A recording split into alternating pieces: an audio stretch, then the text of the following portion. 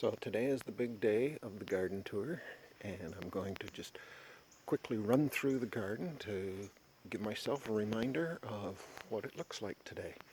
A little bit of straw mulch on the front, sign is up, certified wildlife friendly habitat, and then I got kind of silly and I put signs on all of the gardens.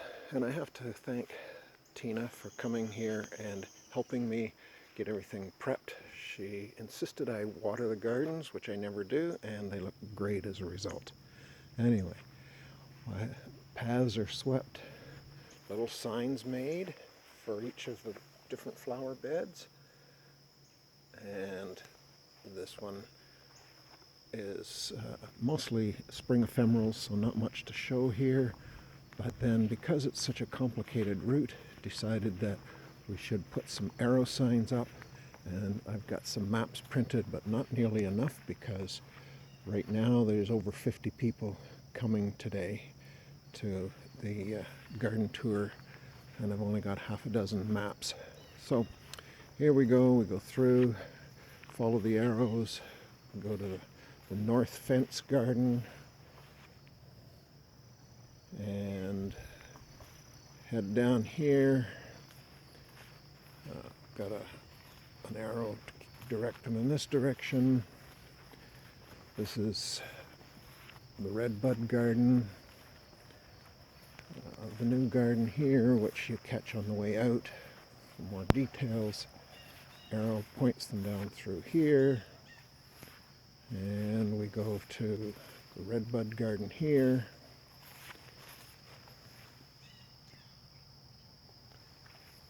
It's going to be a wonderful day for mosquitoes, I can tell.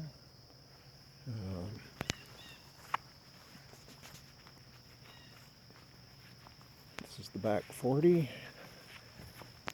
named because it's the back of the property and it's about 40 feet long, this garden.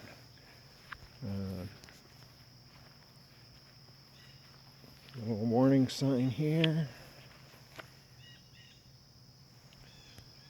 And as we come around, we see, for those who know my garden, this was much more full of jewelweed, but the big walnut tree took out a chunk of my spice bush and the plants that were here, but it actually opened it up for some other things to show off. Oops, another arrow, so we gotta follow the path around this way. Up here, this is the kidney garden. Sign says established 2007.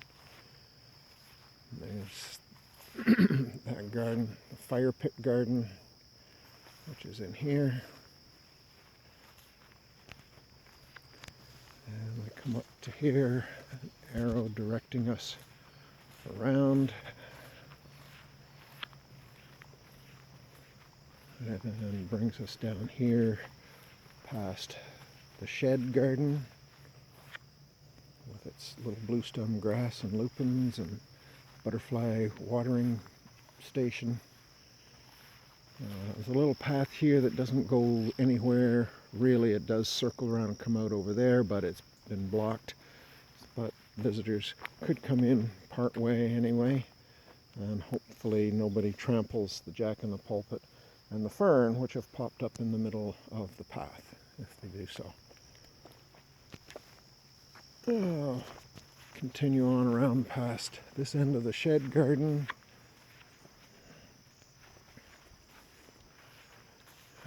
They can sneak down and take a look around there, but they can't really get through because the false sunflower has taken over that back space.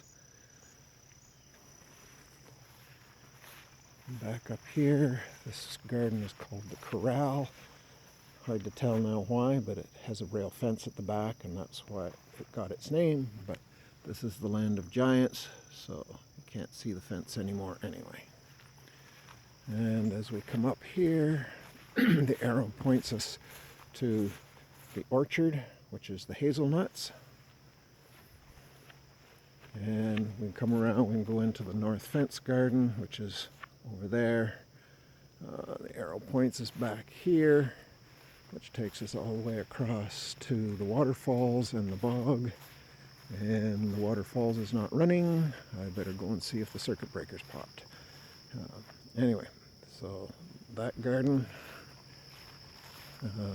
so that you can go around to the back, or you can come up this way, but the arrow directs us past the cherry tree garden to the stairs, which takes us up onto the plateau. And here we have the plateau garden. This table of plants will be put out at the road for people to buy.